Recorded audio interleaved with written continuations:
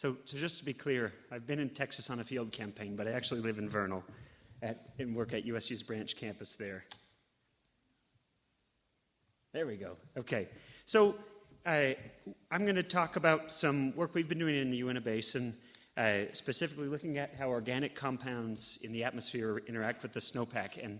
And what I want to bring out at the outset is that this isn't what I'm going to show isn't a concise research project. Instead, it's kind of a series of different explorations, some of our work, some of others' work, to try to understand what's going on with organic compounds and the snow. So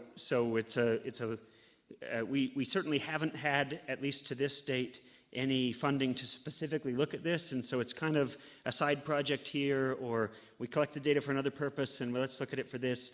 And as evidence of the low-budget nature of it, you can see that an integral part of our flux chamber is that nitrile glove sitting on the top to keep our mixing fan from shorting out when it gets wet. But the picture here is a flux chamber. So what a flux chamber does is it seals over a surface, and then if the compound you're interested in is emitting from that surface, the concentration will build up in that chamber relative to outside of it. And based on that difference in concentration and the surface area and the flow rate through the chamber, you can calculate the emission rate. So I'll show you some of that data as well as some other data in a moment here. Okay, so the place I wanted to start is, for the last few years, we've been doing a study with the Bureau of Land Management, and some other agencies have been involved too, looking at emissions of hydrocarbons from soils on well pads. And so oil and gas well pads, some of them have leaks in the subsurface from the well bore or whatever, and then those emissions or those gases make it up through the soil and into the atmosphere. What I'm showing here is data from that study when our flux chamber is sitting on a Teflon sheet as a blank. And so what you see is a nice bell curve right around zero. So there you go. And so I'm not going to talk about the results from the well pad soils. You can ask me about that later if you'd like to. But as part of that study, then we've also looked at emissions off well pads. So in oil and gas producing areas, but not near a known subsurface emission source. And what this graph shows, it's the same before this. So it's a histogram showing the frequency of measurements with different fluxes. Maybe this one's a little stronger. There you go. Different fluxes. So the flux is just the transfer of compounds across that snow to atmosphere surface. So 0 means there's nothing happening. Negative means compounds are going into the snow, and positive means it's going out of the snow. So unlike before when we were doing blanks, just to show that it's real, where we have most of our measurements right around 0, then we have more positive measurements here. So these are individual compounds, the emission rate at individual emission or individual emission measurements. So the mean is low for individual compounds, but it's definitely above 0. So at least sometimes we're seeing in emissions of organic compounds from the snowpack. So we are kind of started thinking about that and wondering what's going on here. Where's this coming from? What's happening in the snow? And so I'll kind of go through that. So one possibility is that when we see emissions out of the snow, like I showed you before, it could be coming from the subsurface, like when there's a leak from a well bore on a well pad, then that's emissions not from snow. If there's snow on that well pad, it's from underneath. And there can be emissions of organic compounds, either from natural seepage or biological activity or whatever, that would make it through the snow and into the atmosphere. So that's the simplest explanation. And we know that happens at least sometimes. In fact, when I look at, this is total hydrocarbon flux from Unitah Basin background soils. So by background soils, I mean away from an underground emission source. Tends to be slightly positive. I put total hydrocarbon. I should have put total non-methane hydrocarbons. The methane flux tends to be negative, but the non-methane hydrocarbon flux tends to be slightly positive, about 0.5 milligrams per square meter per hour for all of the C2 to C11 hydrocarbons that we measured. So, and actually, if you sum the total hydrocarbon flux when we've done measurements on snow, it's somewhere in this range too, certainly within the margin of error. So it might be that that's what's going on, or clearly that's something, or part of what's happening in the snow when we see snow emissions. But there's evidence that it gets more complex from there. And so the idea is that organic compounds would be entrained into the snow. Either they'd sorb onto snowflakes or get entrained in the snow as it falls. Snow has, especially when it's warmer, has a liquid layer on the surface, so there's room for dissolution and evasion back out of that solution, especially when it's warmer. In the snow, there's some evidence for chemistry that I'll show you happening, and then there can be emission out of the snow there. So it could be that the snow, or the hydrocarbons that we're seeing coming out of the snow and other organic compounds made it not from the soil, at least in part, but came out of the atmosphere and then come back out into the atmosphere later, and maybe are chemically processed as they go. And so I'll show a few pieces of evidence for each of those things. These graphs here are from a work by Detlev Helmig and others in his group as part of the big Unitah Basin winter ozone studies that happened a few years ago. What Detlev and his group did is they had a big balloon and they measured hydrocarbon concentrations in the atmosphere from 150 meters, 100 meters, 50 meters, 2 meters, and then down in the snow. So they're measuring the concentration of hydrocarbons in the snow interstitial space. And what you see here is a plot of N-butane against I-butane, N-pentane against I-pentane. And what he's trying to show is that for all of the air measurements, then there's a pretty nice line, a ratio of the two concentrations. The yellow one is the snow, and it kind of backs off that line because there's less N-pentane per amount of I-pentane, or N-butane, I-butane, relative to the air. Detlev, in his report, talks about how this is strong evidence of chlorine chemistry, because chlorine reacts more with the N-alkanes and the I-alkanes, and so it's evidence that there's chlorine chemistry happening in the snow that's not happening or happening to a lesser extent in the atmosphere. We don't know what that chlorine chemistry is producing. We don't know if that impacts ozone in the Unitah Basin. That's, of course, why we're interested in all of this work, because organic compounds in the air react and make ozone in the Unitah Basin in the wintertime. But there's some interesting evidence there, and I'll show you. So we decided to do some more of these gradient measurements above the snow, and I'm not going to show the data, but we've seen the same thing, where there's the ratio in the snow of N to I-pentane and N to I-butane is lower than in the atmosphere. Before I get to our results, I wanted to show this too. This is a paper looking at snowpack and formaldehyde. And if you follow the research on ozone production in the Unitah Basin, formaldehyde is important, an important ozone precursor. It breaks down in sunlight and makes radicals that push ozone production along. So in the Arctic, then there's a body of research showing that the snowpack produces carbonyls like formaldehyde. So this shows formaldehyde concentrations here and a distance from the air-snow interface. So 0 is the snow, and then negative is in the snowpack, positive is up in the air. I don't know why they didn't make it logical so it was this way, but whatever, they didn't.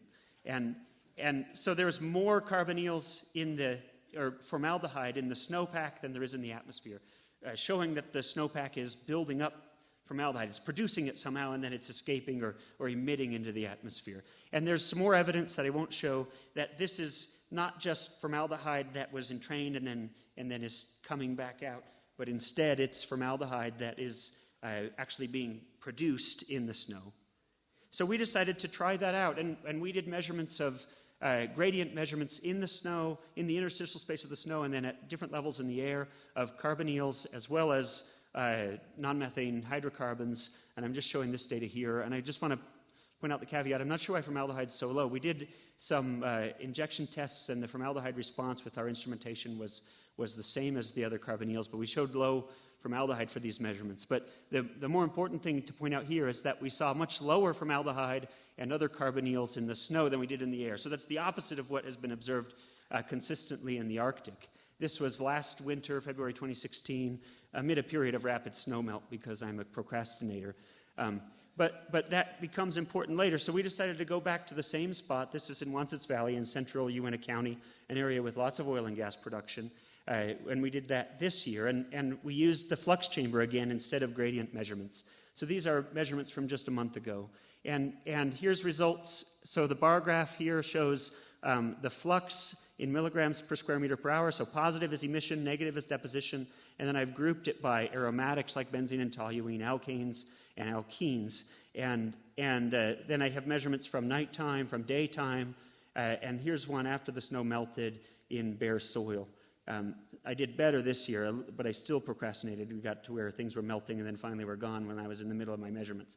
But then on this side shows temperature, and the dots are the temperature, average temperature for each of these 3-hour flux chamber measurements.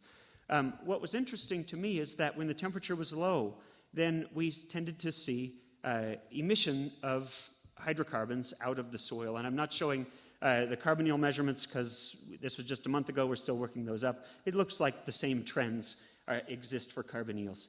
And then when temperatures went high and we had active snow melt, then we saw deposition of hydrocarbons into the snow, just like the previous year. So the hypothesis we're coming up with is that when a storm comes and snow falls, it's relatively warm. And when it's relatively warm, then there's a strong liquid layer or a larger liquid layer on the outside of the snowflakes in the snow that has already hit the ground. And so that allows the snow to take up into that liquid layer organic compounds. Then as it gets really cold, that liquid layer turns to ice and may be expelling the organic compounds. So then when the temperature is low, we're having emissions. And then when the temperature is warm and that liquid layer builds back up or the snow melts back into water, then we see deposition again. There's a lot more work that needs to happen, but that's my way of explaining what's going on here. And as I mentioned before, dry, bare soil away from oil and gas well pads in the Unitah Basin tends to have a little bit of emission of hydrocarbons. Notice that our fluxes over snow, whether positive or negative, tended to be a lot more variable and a lot higher than on dry, bare soil, where the fluxes, regardless of the season, tend to be low and consistent. So we think this, even though there is some emission just from the soil, there's a lot more going on in the snow.